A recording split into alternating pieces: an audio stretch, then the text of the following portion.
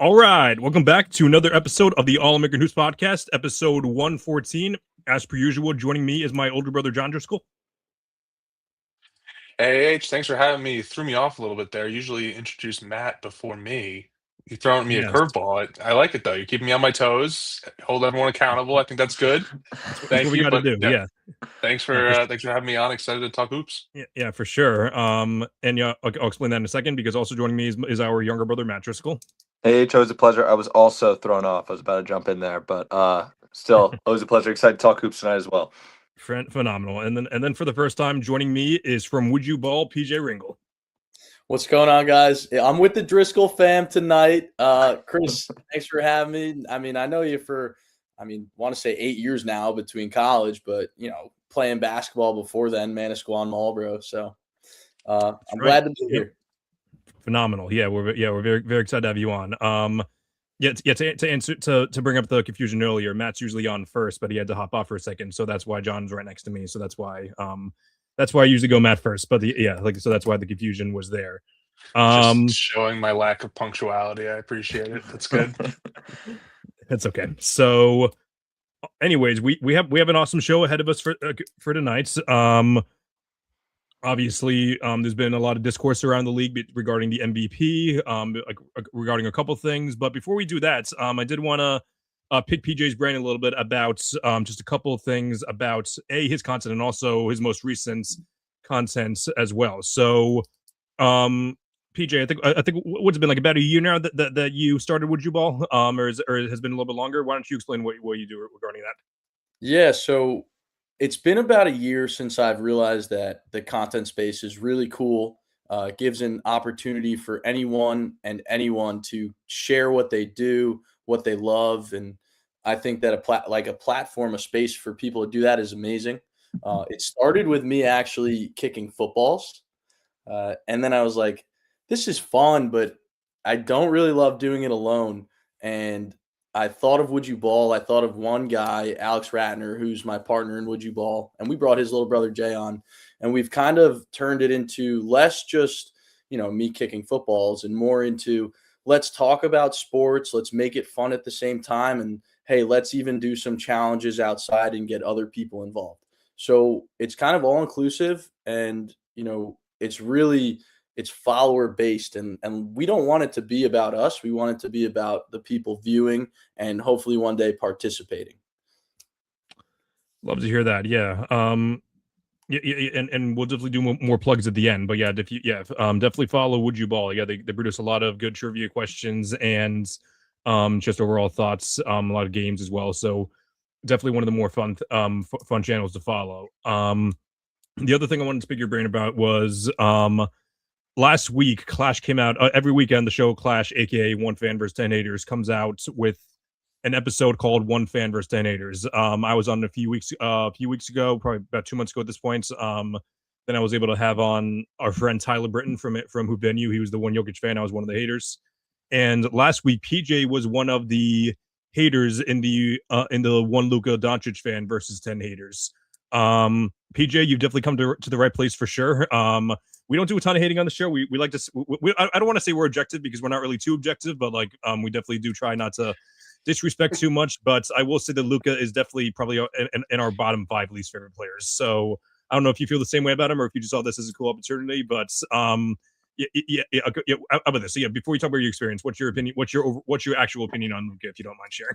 Yeah, no, I don't mind sharing, and I think I fall into the same bucket as you guys, where it's you have a guy who has this insane offensive talent, but the parts of the game that I think really matter and translate to winning, we don't really see enough of that. And that's why the Lakers are sitting at 6 in the West when you have Luka, LeBron, and Austin Reeves. There's really no excuse other than that, hey, are these guys really trying their best at not just playing offense, but everything else?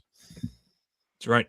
Very, PJ, very you're welcome on the pod at any time, whenever you want to come back, because of that. And let me correct you, Chris. Chris said we don't do a lot of hating on the pod. I would say speak for yourself. I do a ton of hating. Speak for yourself, Chris. Me and Matt pick up the slack of Chris's non-hating. He likes to kind of keep it easy and nice. we kind of fill that void, I would say. But just to echo what Matt said, you are welcome on the pod anytime. Yeah, but you debated 2 points against the Luke. Yeah, so one of them was the defense talk, which is why we're doing the defensive draft later. I I liked what you shared about Luca's defense, just because it really is an intangibles thing. And if anyone watches Luca for like obviously Luca has his moments, like so does every other NBA player, like playing solid defense. But if we look at the full body work, he's just one of the worst defenders in the league, especially compared to other superstars. Right. Yeah. Yeah, and I think it's also one of those things where, and we'll probably go a little bit deeper into this as the episode like unfolds, but like Jokic is somebody who's not necessarily like a really good defender, right? But like me personally, I see the gap between Luka and Jokic defensively as like relatively vast, right? Like Jokic again, he's not lighting up any stat sheets on the defensive end. He's not a great rim protector, but I think he holds his own in a sense as compared to Luka. So I don't know if that's more of an effort thing or a little bit of skill or both. That's just how I see it, though. Yeah, John, you made a good point there.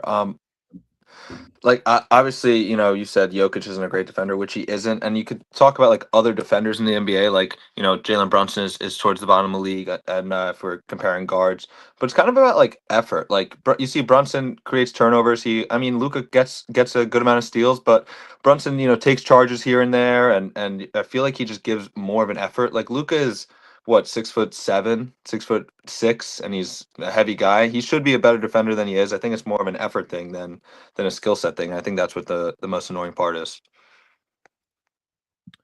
Absolutely. And before we move on to the next thing, one more thing to pick PJ's brain about. So like one thing you mentioned in the show is that you coach. So remind me, how long did you coach at TCNJ after you played there all 4 years? How long did you coach there after? How long did you coach there afterwards? Yeah, so I did 1 year after college of coaching at my high school. Then I did 2 years as a GA at TCNJ, and then I switched over to soccer after that, which is another story for another day. Awesome. But before we do that, we did want to give a I personally haven't been before. I'm pretty sure I've delivered to his house. We did want to give a shout out to TCNJ. PJ and I both went to TCNJ. And to Matt Solomon, who graduated with our younger sister. He's now currently the all-time rebounders leader at TCNJ. Is it so? So you made a couple posts about that last night. So yeah, we definitely like to give our flowers to our locals for sure. So we're very happy about that. I'm sure that you were very happy to see that as well as someone that used to coach him. Yeah, Chris, it's funny. I did a little research on TCNJ's rebounding stats today, and also Ryan Jensen, 1,000 in high school. That's right. Mm-hmm. We had a very deep team when Ryan and I were in college, so the share of rebounds kind of was spread out. We were 6'1" and 6'5", 6'7", 6'8". We were tall, but that's another Manasquan product. And then the player that Matt Solomon passed, Don Nolan, is a Spring Lake local now. Oh, so you have this continuity of Manasquan, Spring Lake bigs, coming to TCNJ and really making careers for themselves. So it's funny to look at it that way. The Jersey Shore TCNJ pipeline right there. Absolutely. Something we love to see. Anyway, I'm very happy we were able to yap for the few minutes before, because I realized that I did not come prepared with what I usually do, because at the beginning of every episode, I usually give happy birthday shout outs to every single we go through the three-man sports: basketball, baseball, football, give birthday shout outs there. First shout out to your younger sister Erin. Happy birthday to her. Of course, she's never been on the show, but happy birthday. But if I'm being, last week I said it was thin. I got to be honest. I'm not too familiar with many of these names at all. Basketball, the two guys with the highest win shares are Rolando Blackman and Jim Thomas. And then in baseball, we have one Hall of Famer, Grover Alexander, who was literally born in 1897. And then K-Rod, Francisco Rodriguez, single season saves record. And then Matt, there's actually a player named Jose Reyes who started his career in 2006 and then finished his career in 2006 as well. So, so not the actual Jose Reyes, but like this Jose Reyes. So yeah, like I said, very thin on the names. Like some weeks, last week was Jokic's birthday, but Yeah. we're not usually too fortunate. Chris, I have another funny Yeah. interjection here, but Mhm. Rolando Blackman, my dad coached at Grady High School in Brooklyn for about 22 years through the 80s and 90s. That is where he went to high school. He did play a little earlier. No So, way. yeah, my dad was at Lincoln High School while he was at Grady, but it's funny that you bring that name up. That is funny. Yeah. Yeah, got to. Wasn't expecting this many connections to start. Yeah, I knew we had some connections, but I'm like, wow, this is we really get to connect all the dots here for sure.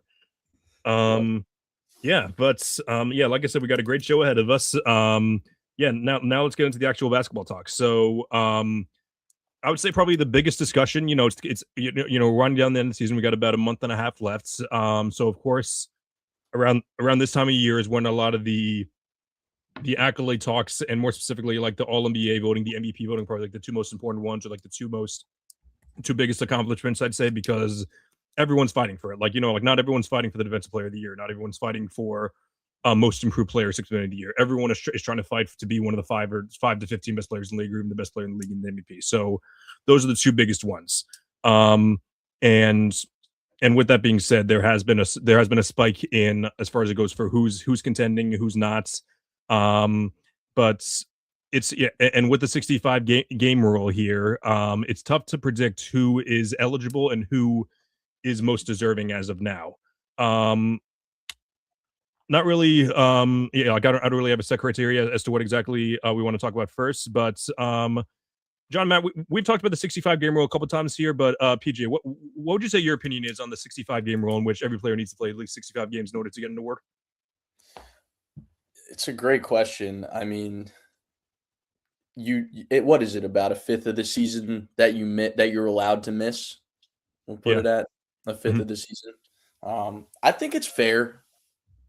Sometimes guys miss time due to injury, and there's a difference between, I think, missing 4 games, playing 8, missing 2, playing 10, missing 6, and it kind of adds up throughout the season, versus a guy who, plays 35, sprains his ankle, misses 3 weeks, then comes back and finishes out the season. And I think it's very subjective in how you have to look at it. But when you have a rule, the rules are the rules. Yeah, I agree. Yeah, we definitely agree. It's one of those things, because like when the rule first came out, I was 100% on board. I said, oh, the load management has gotten too far. Everyone's taking games off left and right. You need to play if you need to win an award. But then when I see a season like this, and just so many players are getting injured, I shouldn't say so many players. I should say all the top of the league players. Giannis already has been ineligible for months. Jokic has missed. Jokic is, I'm pretty sure, I think if he misses 2 more games, he's ineligible. I think he's 1 game safe. Even SGA has been out for. I think he's like 4 or 5 games safe at this point. So yeah, the rules are rules. I'm 100% with you there, but.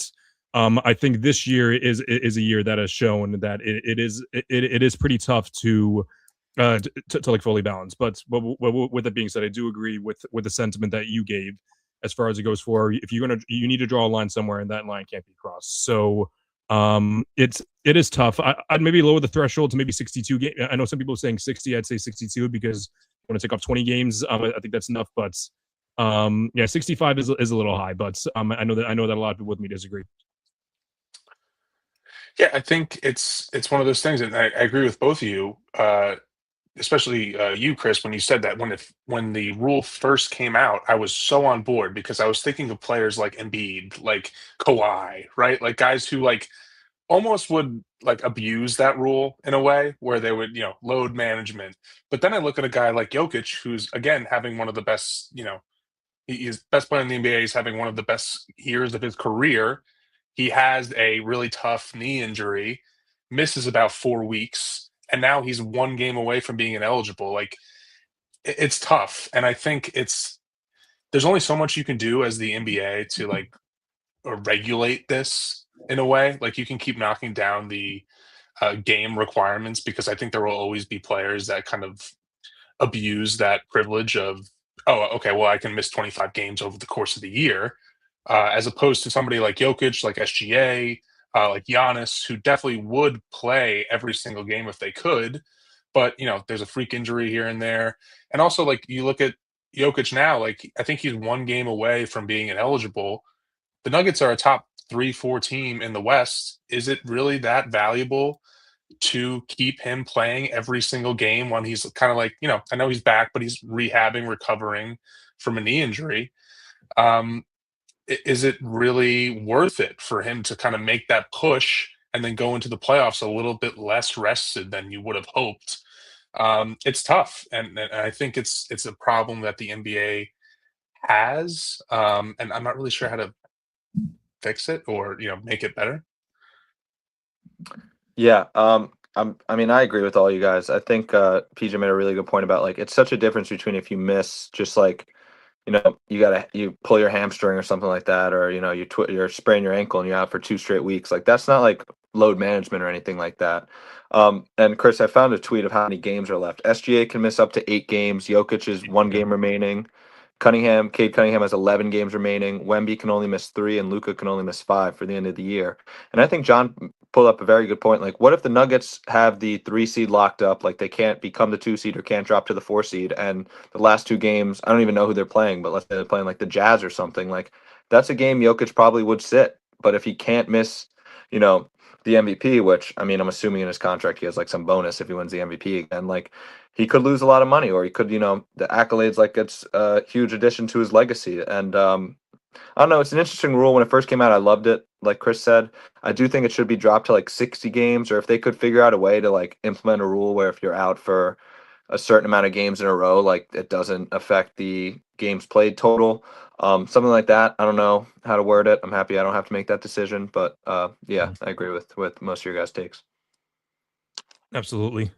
So with us, yeah. So with this all being said, there's been like a bunch of names thrown around. I would say it's pretty safe to say that like the MVP race is pretty safely cut to about 3 guys. But there's also, of course, like many names being thrown around for like the fourth and fifth spot for the All NBA team.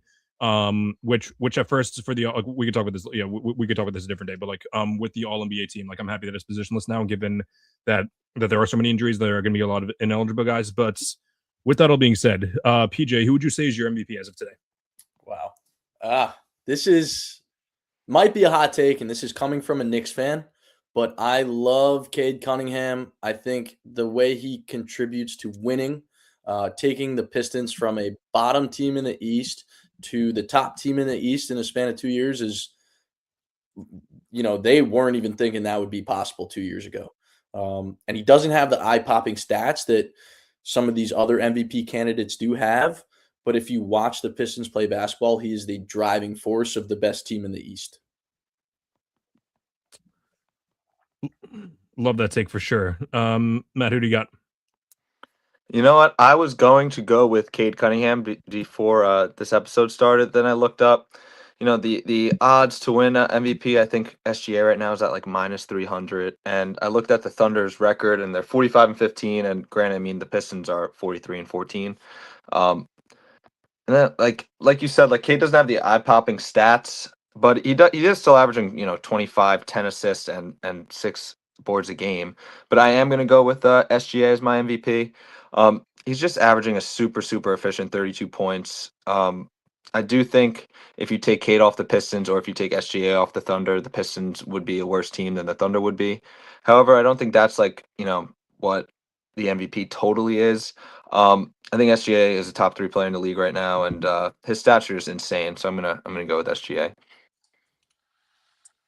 Yeah, Chris, when I was looking over the agenda earlier, I saw you said who is your MVP. I thought that was really good to kind of specify that.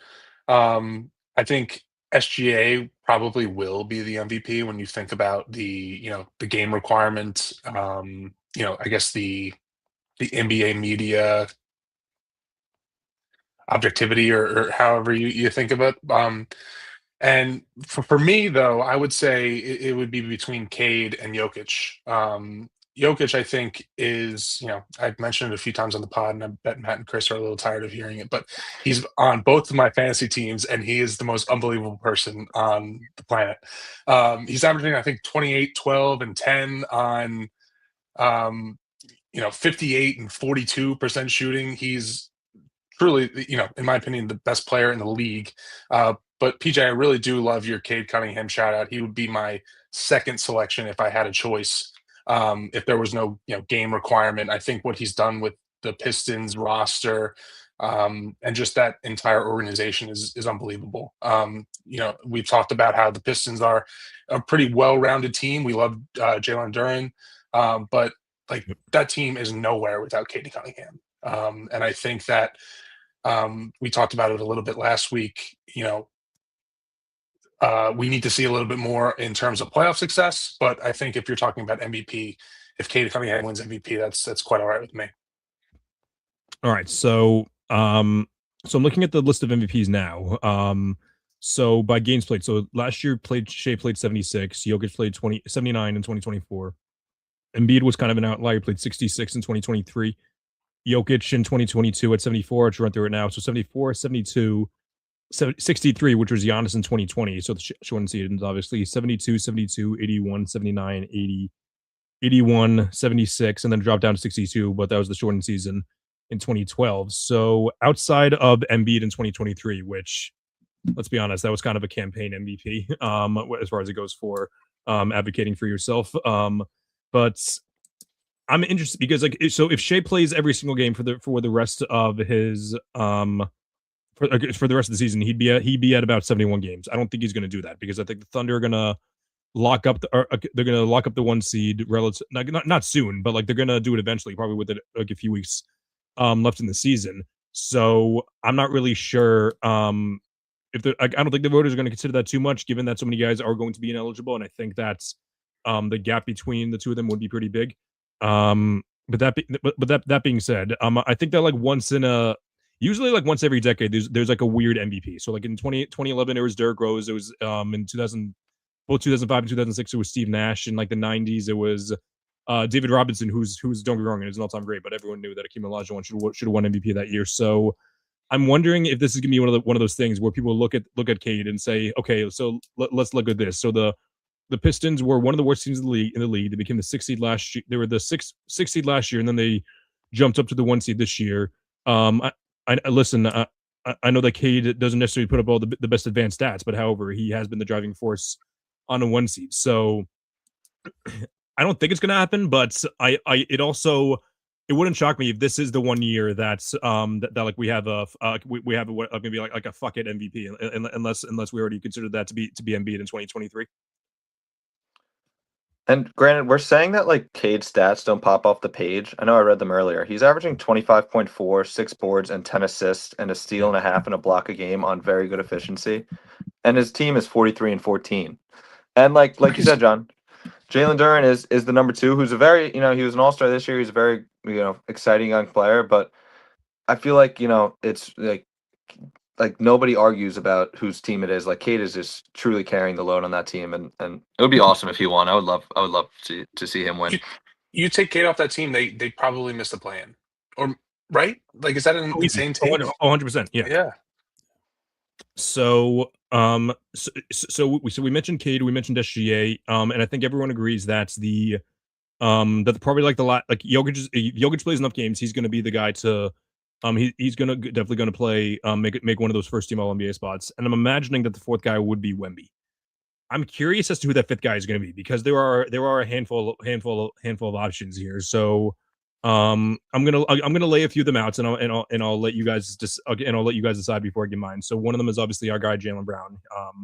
Obviously with Tatum out, he's been leading. I'm not going to say carrying because like it's been a team effort, but like he's been leading the team and like has been like the true leader of the locker room, and like made sure no, we're not going to quit this year. We're gonna play good now they're the 2 seed. There's Donovan Mitchell, who's one of the who's putting together one of his better seasons. Even though the Cavs are definitely a disappointment, I definitely think that Donovan Mitchell has been the reason for that.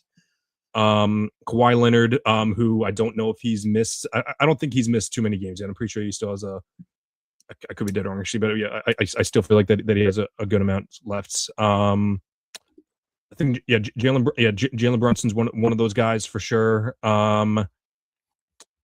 am I missing anyone else that's like on the board that they're saying is on the table, or is there someone Did you else? say Tyrese Maxey? I mean, I did not say he's a Tyrese long Maxey. shot, but Yeah, he's yeah. definitely up there. If it was like first half of the year, I would have said for sure. And I haven't really watched much of him yet, but I feel like the narrative has kind of gone against him since it's been since Joel Embiid has kind of been playing better lately, and the Sixers still haven't really climbed up the map. So I don't really know how Tyrese has been the past couple months, but I know it probably hasn't been as good as he was at the beginning of the season. So I don't know what we think, PJ. I mean, you said his name first, and I think that maintaining the 2 seed in the East without your number one and becoming the number one speaks volumes to the type of player that Jaylen Brown is right now and always has been. Because when you have the talent to be the number one, but you play with a guy like Jason Tatum and you still are happy, you contribute, and you contribute at a high level.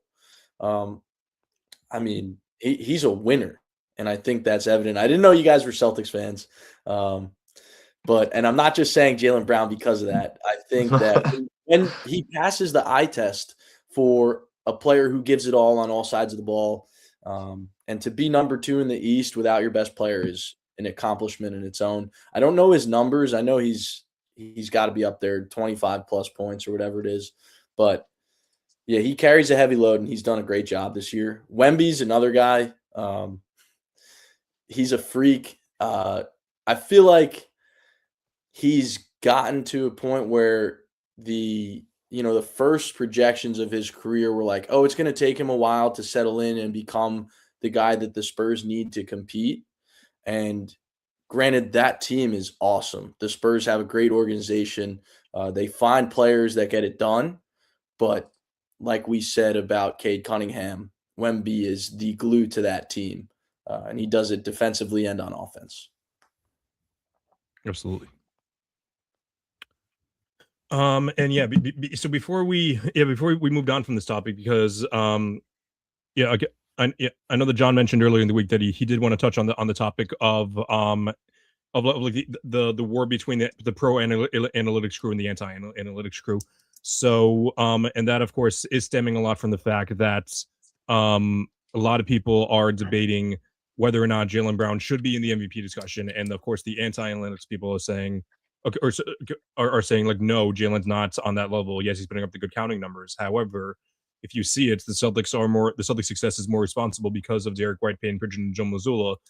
Jaylen Brown averages a lot of turnovers. He's not really efficient and all that. But meanwhile, all of us, I'm not necessarily you know me. I'm probably more pro analytics than anyone here. So I guess to just say the I kind of reversed that. I said yes. I should say pro analytics people said this. So yeah, actual anti analytics people would say no. Let's look follow the narrative. The Celtics are still playing great even with Tatum out. It's because of Jaylen Brown, because he's the leading scorer and everything and everything else. So I definitely fall right down the middle. I would say maybe the notion that Jaylen Brown has been carrying the Celtics side. I definitely don't think he's been carrying them. I think the Celtics have not only have a solid supporting cast. I think more specifically they have a very solid foundation built by Joe Mazzulla. I think that Brad Stevens is top 2 GM in the league, and also Derek White, despite his shooting woes, has also been super impactful as well. So I think that Jaylen Brown is the main reason why the Celtics have been playing better. But I also don't. But whether or not he's an MVP candidate, I think he's in the discussion, but I wouldn't put him at number 1 for that reason. So I feel like I'm missing a good amount in the analyst discussion. But John, did you anything else you wanted to add? Yeah, I think just to start, PJ, you not knowing that we're Celtics fans and you selecting Jaylen Brown is impressive. I think you deserve kudos for that. But no, I was actually really excited to talk about the whole analytics versus anti-analytics. And Chris, like you said, like I sent that link to you, I think maybe Monday or Tuesday. I think it was Tuesday. I think it's not something that's like all or nothing, right? I think we're all like pretty smart people, and we kind of can dictate that, numbers or analytics or statistics over the course of, years and years and years, like makes sense, right? But when you look at it in terms of basketball, 82 games, 16 games in a playoff series, sometimes there are things that happen that do not, add up in a way. And Jaylen Brown's averaging 29, 7, and 5 on like relatively good efficiency. I think, over the last like 20 or so games, I saw a tweet today that, said his efficiency has been rather poor. Sure, I'm sure it has, and that's just the way that the NBA season goes. And Peyton Pritchard, Derek White have been great. But like it's to kind of tie it back to the whole analytics thing, like Derek White has been like, if you look at it from an analytics or efficiency point of view for Derek White, like he's had like a relatively like kind of season, but like if you watch the games, he's been awesome. He's been great. He's a main driver as to why the Celtics are the 2 seed. So I think analytics are important in sports and in the NBA, but they can only take you so far. Like, and the eye test is such an overrated and annoying kind of argument sometimes, but like sometimes you do have to watch the games and like kind of put analytics like slightly to the side to kind of get, appreciate it a little bit more. Yeah, John, you really hit the nail on the head there. Like, I think it's so cool that we're watching sports in a generation where, like, I know Hugo Gonzalez averages 3.8 deflections per 100 possessions. Like, that's sick. I love how I know that. But, like, I'm not going to be like, oh, like, Hugo only had 2 deflections tonight. Like, he played bad. And it's about, like, the fourth quarter, you need to stop. Like, who do you want guarding the ball? Or fourth quarter, you need a bucket. Like, who do you want with the ball in the hands? Like, yeah, obviously there are going to be numbers that you could look towards to pick that guy. But realistically, you're just going to be like, I want, Jalen Brunson with the ball in the fourth quarter because he won Clutch Player of the Year last year for a reason. Or I want, Jason Tatum with the ball in his hands because he showed me this. I'm not going to be like, oh, Jason Tatum driving rate in the fourth quarter is below his driving rate from the first through third quarter. Like, I'm not going to give him the ball. Like, there's, like you said, John, you don't have to go all or nothing. I feel like society in general just goes all or nothing, one side or the other. Like, if you like analytics, you're anti-eye test, or if you're eye test, you're anti-analytics. Like, no, you could enjoy both. It's just about, finding a happy medium. And granted, I say that even though I yell on this podcast about everything always. And another thing, I'm going on a rant here. PJ, you hated Luka and picked Jaylen Brown. I know John touched on it. I already extended you the welcome. Whenever you want to come back on, you're welcome to. I love it. And honestly, like, I love both your perspectives on like this topic of eye test and analytics and how you kind of have to use both. Little side note, when you're recruiting, as I had to do as a college basketball coach, you see the stats before you see the player.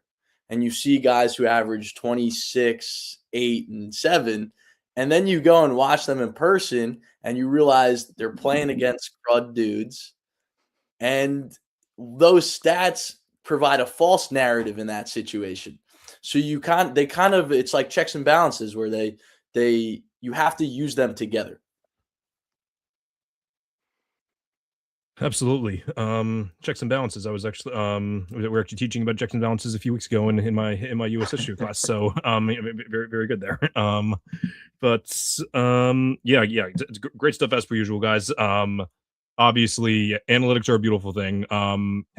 However, and I think someone said this was about baseball, but it's like, I know that a lot of the old heads say, oh, analytics are ruining the game. No, analytics are not ruining the game. People who only use analytics are ruining the game. And I just remember following this baseball guy. He said, oh yeah, there are a lot of people out there that say oh, I'm for analytics, but he said, like, if anyone says I'm for analytics, but that means they're not for analytics. No, that's not the case. You don't need to be all, again, like Matt said, you don't need to be all or nothing. It's gotta have a healthy balance of everything for sure. Absolutely. So, all right. So now we're gonna move on to our next portion of the draft, and I was very excited when I came up with this idea, especially. And I was excited to hear PJ talk about it as well. So we're gonna do a draft of all of the we're gonna draft the best defensive team that you can ever. So what do I mean by that? Just think about it's, you can think about it in a couple ways, but like here's the analogy that I'm thinking of. Think about it as if basketball was a football game. You only play on one side of the ball. For these defensive players, they are only playing defense. Their job is to allow the fewest amount of points for a season. So we're not going to worry about the fact that that Ben Wallace only averages like 7 points per game. If you think that he's the best defensive guy up, which he's one of the best defensive players of all time, if if he's the best guy up, then you should draft him only because of his defense. We don't care about his offense. We also don't care about trying to think of a good two-way player, like either of our guys, Jason Tatum or Jaylen Brown. Both of them are awesome two-way players, but they're also not two of the best defensive players of all time. So probably not the best draft for them. So and I also mentioned this in the agenda. You're not just going to draft the 5 best defensive players because that would usually go to bigs. Basically, yeah. So you're drafting a team and based on how you think that team would best allow the fewest amount of points. Any questions? The way I thought about it, how you presented it in the agenda, is like Michael Jordan is bringing the ball down. Who are the 5 people he wants to see the least? Right? Is that a good way of looking at it? That's a good way. That's a good way of looking at it. Yeah, for sure. Yeah. All right, cool. So, what we usually do, PJ, I haven't shared my screen yet. Give me 1 second. It always takes longer than I think. But 5 or 6 rounds, Chris. I think we're gonna go 6 rounds. Yeah, I usually like to keep an even number. So we're going to spin the wheel, see who will be drafting first. With the first pick, it will go to John. You're not sharing your screen, Chris, by the way. Oh, not just give me 1 second. There we go. Yeah. So yeah. Oh yeah. I was on the. Of course, John gets the first pick. We weren't watching, but all right. Okay. if it was me, it'd be one thing. But I wanted the first round. Actually, I think we've agreed in the show that it's not always the best option to have the first pick. But the second pick will go to. Looks like it is going to go to Matt. Looks like so. That will be drafting second. And the third pick will be going to me, which means PJ will have the last pick with the turnarounds. I definitely think the 4th overall pick is always the most underrated. I'm not just saying that to be nice to you, PJ. So give me 1 second. All right, awesome. So yeah, so it's like I said, we're gonna do 6 rounds. It's gonna be starting 5 plus a 6th man. I always like to keep it even, just make the teams even. But John, when you're ready, you're on the clock. Yeah, I think this is probably this might be a little polarizing to most people, but I'm going to go with Bill Russell. I think that it's a very old head take. I know he played in the 60s and life was a lot different then, but at the end of the day, he was one of the most athletic big men of all time. He was 6'10". They didn't really. It's funny that I'm saying it out loud now because they didn't really track defensive metrics or stats too aggressively back then. But I think Bill Russell at my 5 or even my 4 in like a big lineup is pretty exciting. Couldn't agree more. All right, Matt. All right, I'm going to go with the guy that never won the depoy, and I think it's one of the biggest robberies in NBA history. I'm going to go with Tim Duncan. He leads the league with the most defensive teams all time. I love Tim Duncan, and I know we're not playing offense on this pod, but if we were with this draft, my team will be beating John's right now. So at the 4 or the 5 for Tim Duncan. Yeah, you guys have to see. We'll see. Yeah. Well, I have Bill at my 5 though, and great civil rights activist too. So that's true. That gives me a little bit of a boost. We're talking off the court issues, which Tim Duncan really doesn't have any off the court issues. So they both rock. Yeah. They're both awesome. They're both great guys. And as my co-host on Wednesday nights would say, Chilltown, y'all have no idea how good Tim Duncan was. So, yeah, I'm gonna take the guy who I think is probably the best one. It's definitely top 2 defender of the century. Not even the century, probably in like the last 50 years, I'll say. I'm gonna go with Hakeem Olajuwon. Chris, you think Hakeem's a better defender than Duncan? That's who I was between. I don't know. I go back and forth. I think that it's one of those things. I think that Duncan might be the better team defender, but Hakeem's probably the better one-on-one defender. I think that's where I've landed at with that debate. This was a huge debate with the Loyola boys for the 4 years I lived with them. Dean and Ryan would talk about that. So yeah, definitely makes sense. PJ, in my opinion, like even though I think the fourth pick is underrated, I also think that we also just picked the three best, the three objective best defenders of all time. I don't know if you feel the same way, but or if you had anyone else in mind. So what do you think? Yeah, I mean, I'm in a good spot, I think, because you guys did take. I'm not going to age Tim Duncan like that, but we do have some older picks that were just taken, and I'm going to look on the other side of that. And although his career is still going on, I'm going to take Victor Wembanyama. I was wondering when he was going to be picked. But yeah, I'm happy you took him early. And yeah, this is all projection, perspective, but Yeah.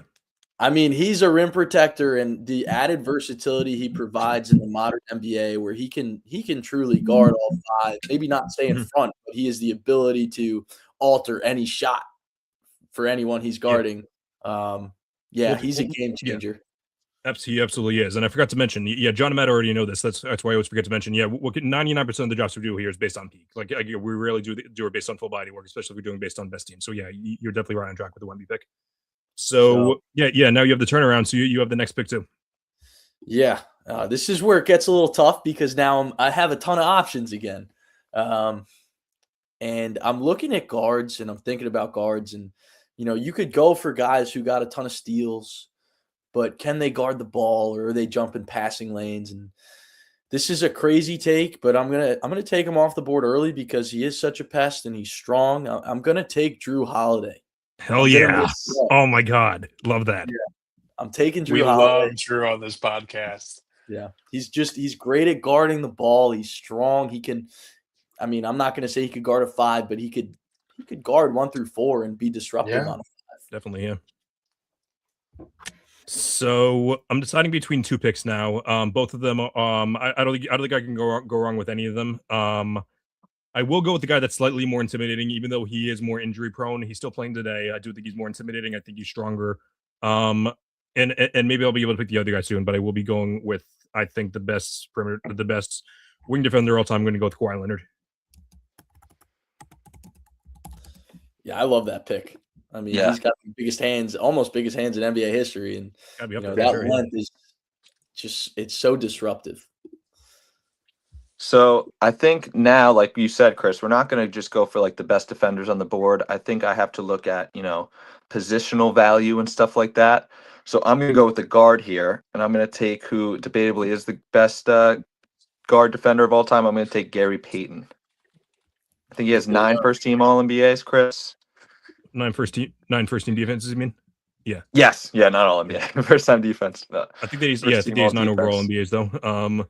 But yeah, up until Marcus Smart in 2022, he was like the only guard in like the last 30 years that had won a defensive player of the year though. So yeah, absolutely great pick. All right, John's got 2 picks now. Yeah, the 2 picks are tough. And it's also tough to not be biased to my pick here, right?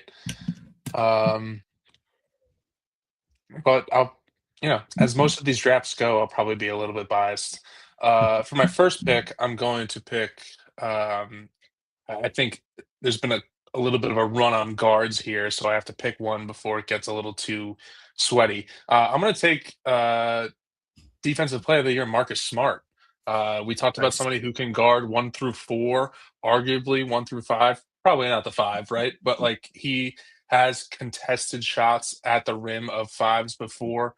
Look, I the Celtics traded Marcus Smart in 2024, and it led to them winning a championship. But I'll always have a lot of love in my heart for Marcus Smart. So, Marcus Smart, and then I have another pick.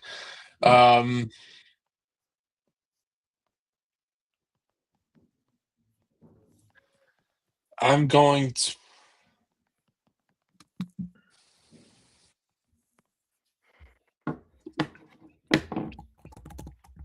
I think so. I think I'm going to go on the wing selection here. I already got my big and Bill Russell. I got my guard and Marcus Smart, and I'm going to go with a 2-time Defensive Player of the Year award winner, Dennis Rodman. Oh, nice. Yeah. So this is where it gets hard. Yeah. So you 'Cause, okay? like- Okay, all right. So hang on. So John started off the draft by taking perhaps probably like we mentioned civil rights activist, probably like the most cool, common collected guy ever in Bear Russell, and then he just followed it up with drafting Marcus Smart and Dennis Rodman. Yeah, Yeah. You need to get some balance in the Yeah. locker room. You know what, Chris? We're talking about peak. And I took Tim Duncan, and who was my Gary Payton? I guess Gary Payton does have some, some attitude to him. It's a great draft. Yeah, this is an awesome draft. This is a great idea, yeah. You know what? I'm gonna go with team building, little versatility. We're switching all 1 through 4, maybe even 5. I'm getting Kevin Garnett on my team. nice. We're moving the puppies on the perimeter. All my bigs can guard small, and I got Gary Payton who can guard big as well.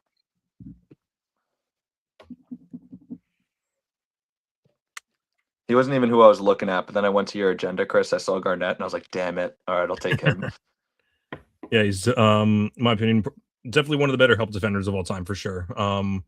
He's also super random, but I remember there was a playoff game in 2012 it was, because that was the series that the Celtics pushed.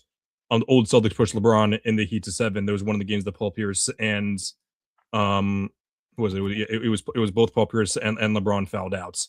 So there was like a few positions where Kevin Garnett was actually guarding Dwayne Wade. So yeah, he's definitely very switchable and very help dependent as well. All right, so with my pick, I'm gonna go. I was deciding between the two guys. He ends up falling to me. I'm gonna go with another wing here. I'm gonna go with Scottie Pippen, because Kawhi and Scottie, they're both the two best wing defenders of all time. I went with Kawhi because he was like the stronger player, like more intimidating. But that being said, Scottie is chest as much as a pass. He's long, annoying, can get in front of anyone. Can I've always said, like if there's any player of all time that could guard Kevin Durant, it would be Scottie Pippen. So I think that he's like the perfect type of the player that can guard like the longer the longer wings. So pretty easy pick for me there. All right, guys. I'm going to turn this draft upside down with these next two picks. Ooh, okay.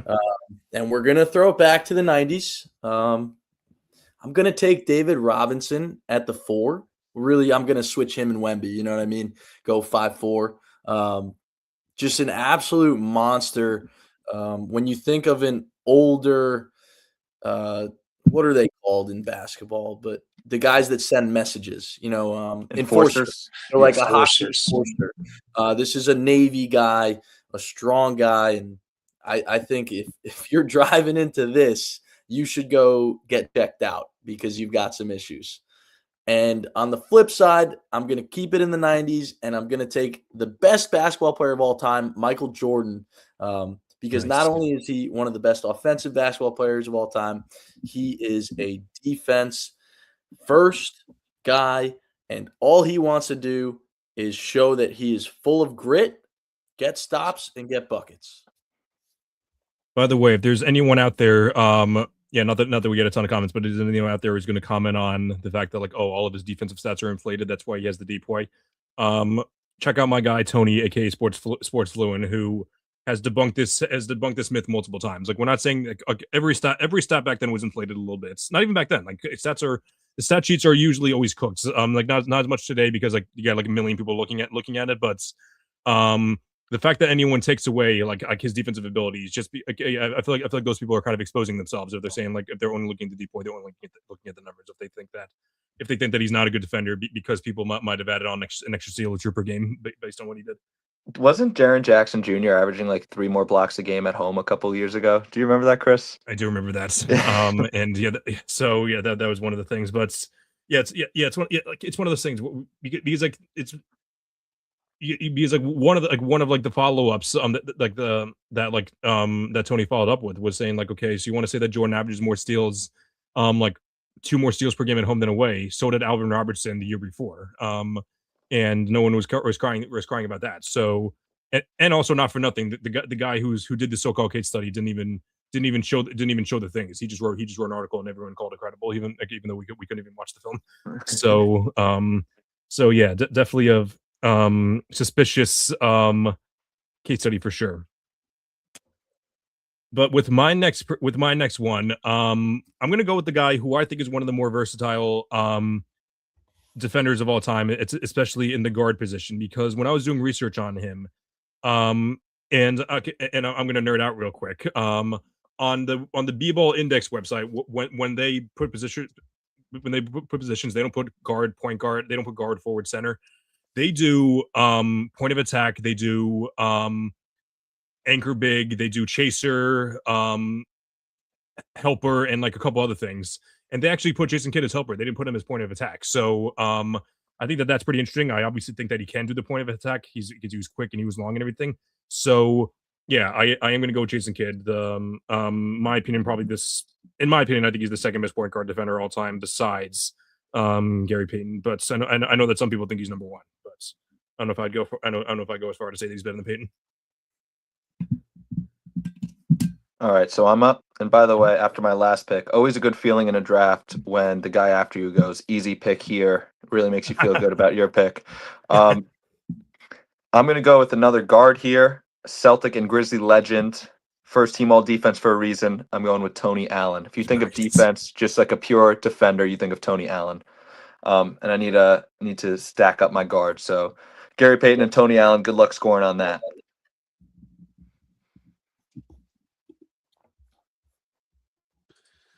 Shit, I hate this double pick thing. It's stupid. I love the turnaround.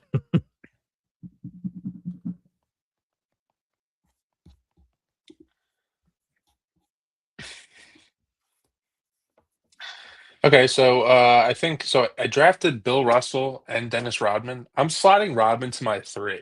I think that might be a smart move on defense. If it was offense, I'd have my questions. right. It's Yeah, defense, like if Rodman was my 3 on offense, I'd cry. But like for this particular exercise, I think having him as my 3 is exciting, and then having Ben Wallace at my 4 is probably the best move here. And then I'm stuck between picking a bench or I guess it would be a 2 guard, because Smart's probably at my 1, if not 2, so you can go flip flop. I'm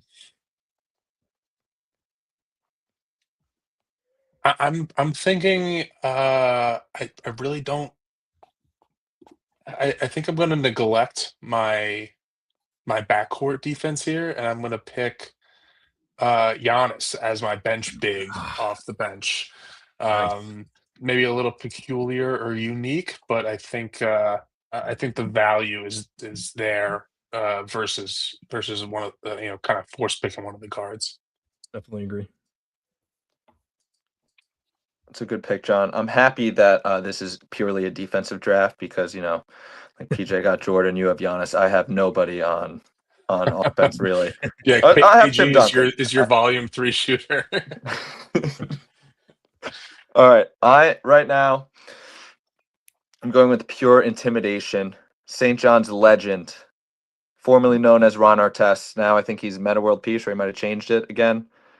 He changed it to the Panda's friend, but he's back to Meta World Peace. So I'm going with him. St. John's legend. Matt, don't worry. I'm gonna, when I make the graphic for this, I'm going to be writing down our tests so no one gets confused. so.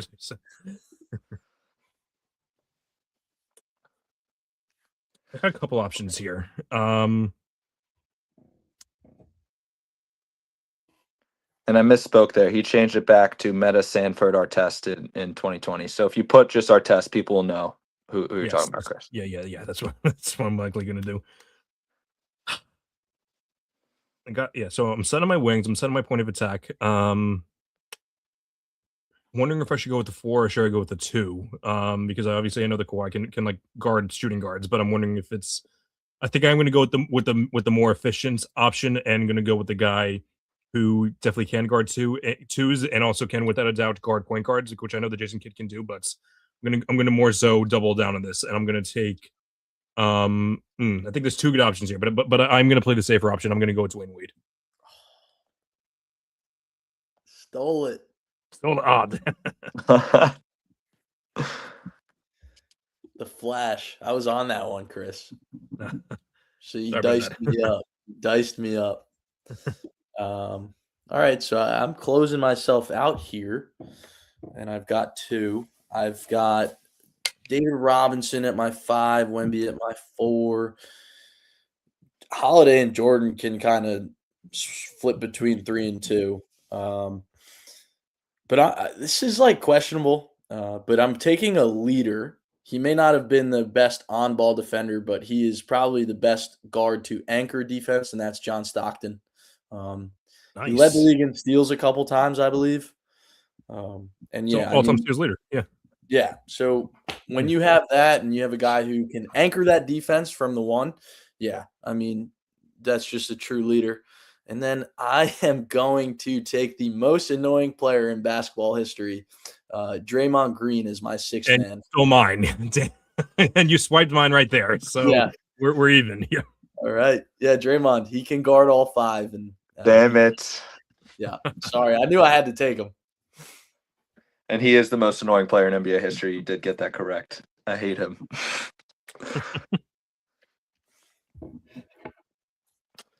All right. So before I say anything, John and Matt, don't worry. I'm not going to do it. I'm not going to do it. You should. You should do it. No, I'm not going to do it.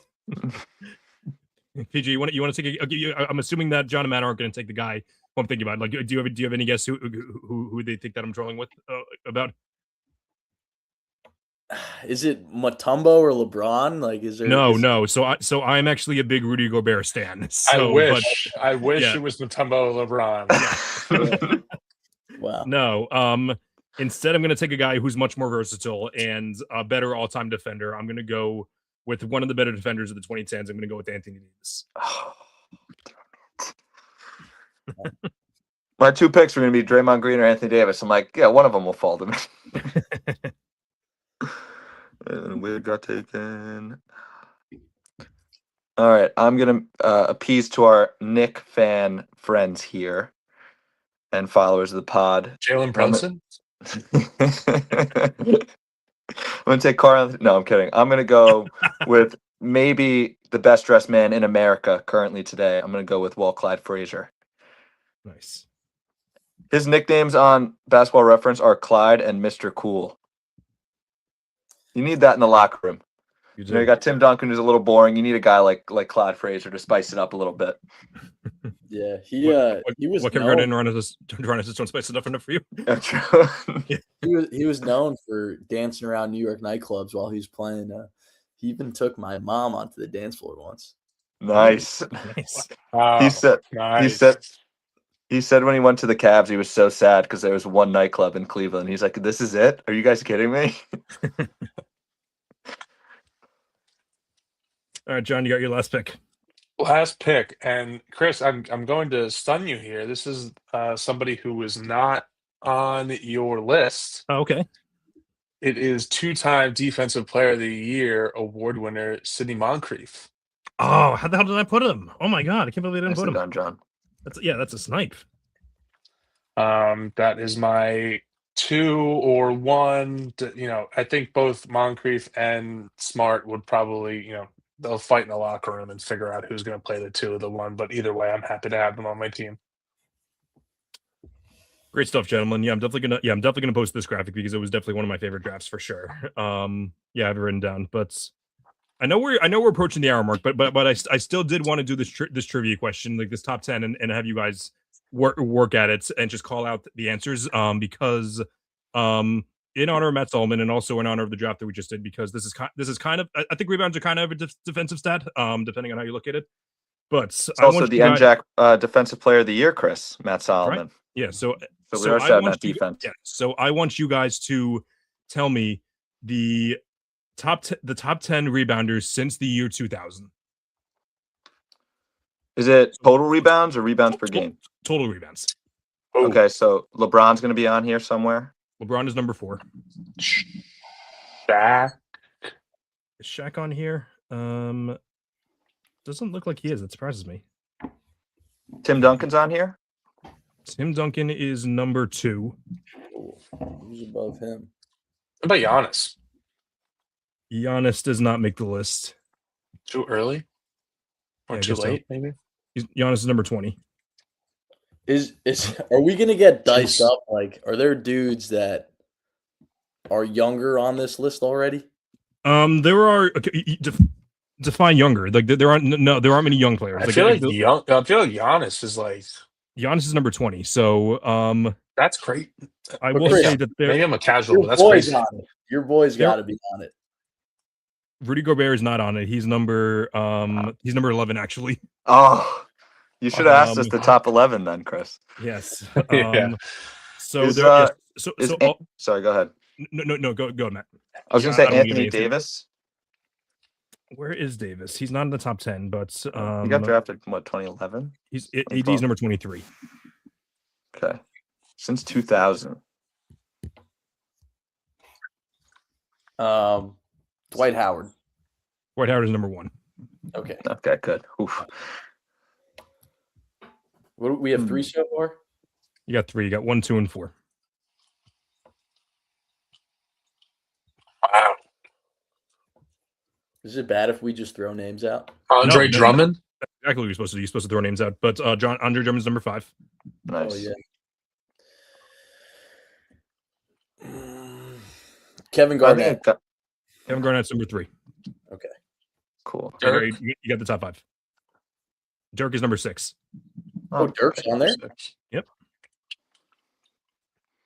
Oh wow. Okay. Pau Gasol. Pau Gasol's number 7. Nice. Nice. It's very good. Kendrick Uh, Perkins. No, I'm just kidding. I kind of have a crazy guess. Go ahead, Matt. Carl Anthony Towns. Cat is not on here. What number is he at? Is he on the top? He's not- played for a 2000s is while. Like, He's on the top 2000 is 25. far.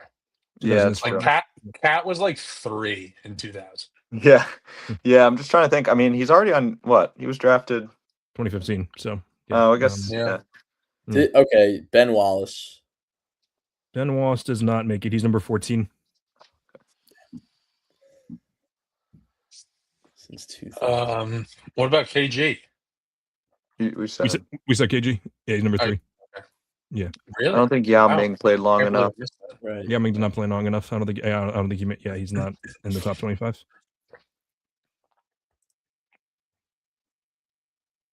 Trying to think of big guys that played for a while. Is Marc Gasol on this list? I know Pau's on this list. I don't think Marc Gasol is on this list. No.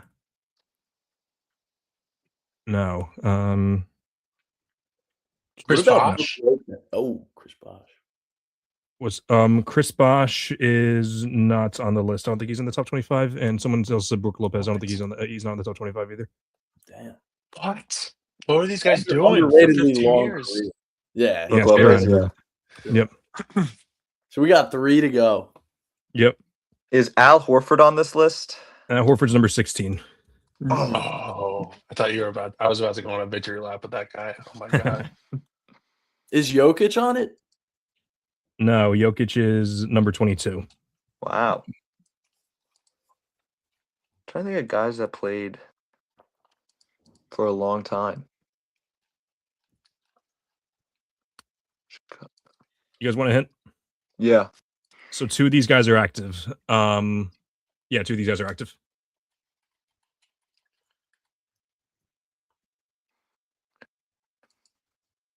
Oh, Russell Westbrook. Westbrook doesn't make the list, but he is, however, number 18. Ah, I have a crazy guess. It's probably Sure. wrong. Go ahead. DeAndre Jordan. DeAndre Jordan's number 8. let's go. What? That's crazy. Okay. How is he number 8? That's a great question, Matt. He has more rebounds by like a significant amount than Jokic. That doesn't make sense to me. I don't know, man. A different life. Yeah. Yeah.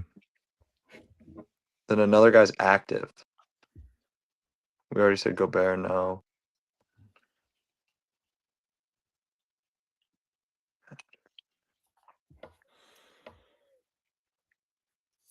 Kevin Love. Kevin Love's number 15. Oh, What about Taj Gibson? Gibson's not on the list. the GOAT He's got active signed now? today. He's got active re-signed. now. I thought that was the joke. Yes. Yeah. What about Embiid? No, Embiid doesn't make the cut. Good. He never plays. He never plays. That was- I guess. All right, we got 8. We got 9 and 10 left. Yeah, 9 and 10. Like, is one a guard? Is it? No. Both of them are bigs. Okay. We got one NBA champion. That's the one that's not current though.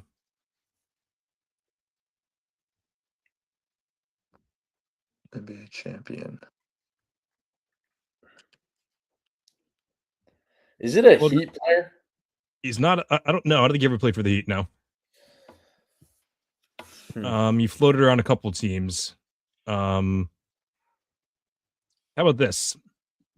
Each of these players has played for one of our favorite teams. Each of them has played for one of our favorite teams. So Celtics and Knicks? Yes. Yeah. Oh man. Enes Kanter. I should clarify that like I'm pretty sure that both of them only played for each team once. Like one of them played for the Knicks once, and one of them played for the Celtics once. I should. Yeah. You said Cancer. I wanted to make sure that you. So I didn't play for both. No, I didn't play for both. So one of them played for the Knicks. One of them played for the Celtics.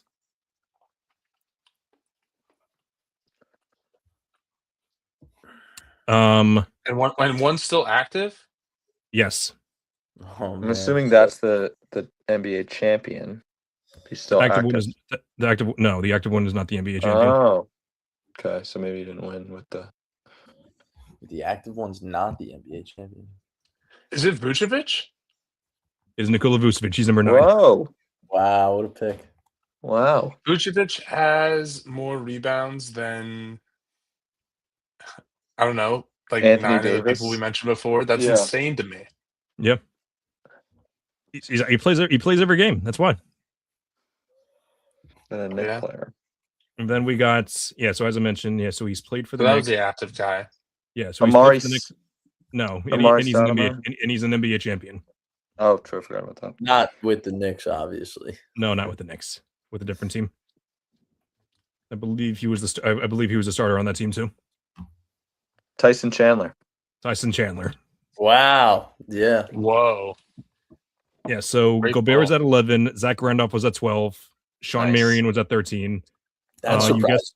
Yeah, you guessed Wallace. You guessed Kevin Love. You guessed Horford. Elton Brand was 17. You guessed Russ. Jonas Valanciunas was 19. You guessed Giannis. LaMarcus Aldridge was 21. My guy. You guessed Jokic. You guessed AD. Marcus Camby was 24, and Carlos Boozer was 25. Wow.